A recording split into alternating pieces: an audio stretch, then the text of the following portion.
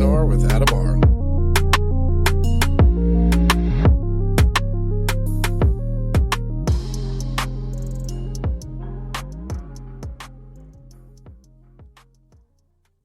Welcome to 3PNR. I'm your host, Adam R. And joining me for this episode is psychic John Russell. John, how you doing, sir?